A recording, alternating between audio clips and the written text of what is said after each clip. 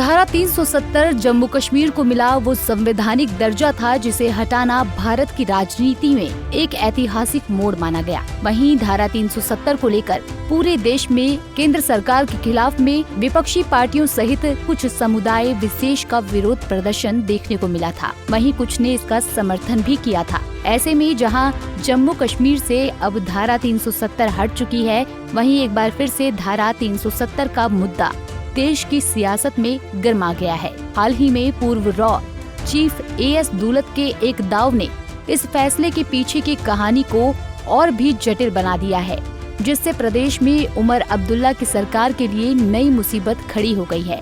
ऐसे में क्या है ये पूरा मामला और पूर्व रॉ चीफ दुलत के किस दावे से देश में धारा 370 का मुद्दा गर्मा गया, इस बारे में विस्तार से जानते हैं। दरअसल अमरजीत सिंह दुलत ने अपनी नई किताब chief minister and the spy में ये दावा किया है कि जम्मू कश्मीर के पूर्व मुख्यमंत्री डॉक्टर फारूक अब्दुल्ला को धारा 370 हटाए जाने की पूरी जानकारी थी।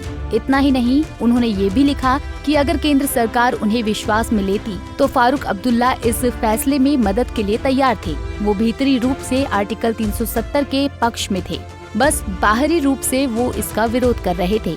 इसके साथ ही उन्होंने उमर अब्दुल्ला को कश्मीर में सबसे बड़ा राष्ट्रवादी बताया है।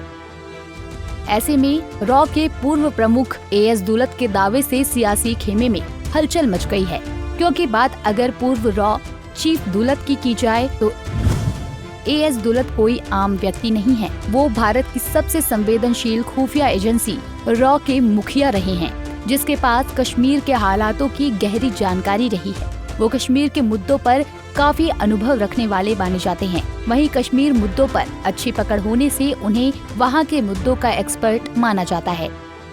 हालांकि ऐसे में अब इस विवाद पर जम्मू कश्मीर की रीजनल पार्टी उमर अब्दुल्ला सरकार को घेरने में लग गई है, जहां इस पूरे विवाद में PDP प्रमुख महबूबा मुफ्ती भी पीछे नहीं रही।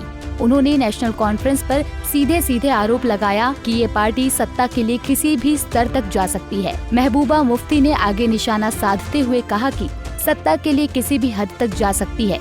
नेशनल कॉन्फ्रेंस की पुरानी राजनीति का इतिहास यही दिखाता है।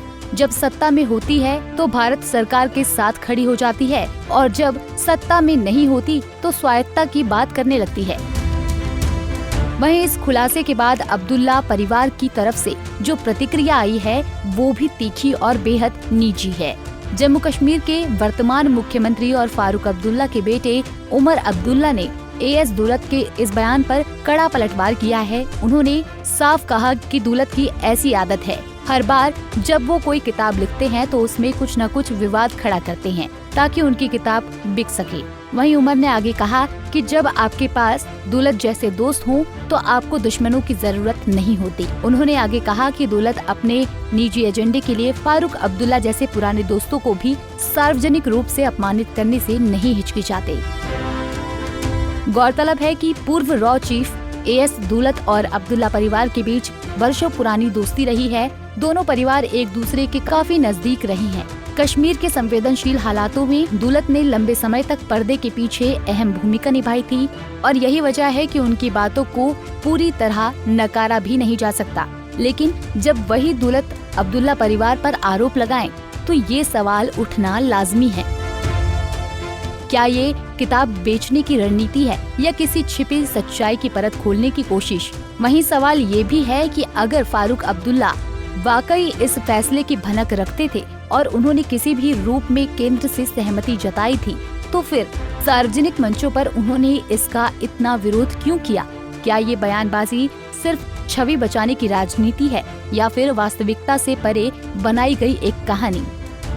बहरहाल धारा 370 हटने के कई साल बाद अब उस फैसले के पीछे के किरदारों पर सवाल उठ रहे हैं। AS दुलत का बयान हो, उमर अब्दुल्ला की नाराजगी या महबूबा मुफ्ती की तीखी टिप्पणी, ये सब इस बात की ओर इशारा करते हैं कि कश्मीर की राजनीति में कुछ चीजें कभी साफ नहीं होती, सिर्फ परत दर परत खुलती हैं और शायद ये परतें कभी पूरी तरह खुलेंगी भी नहीं। Bureau report, Punjab Kesari TV।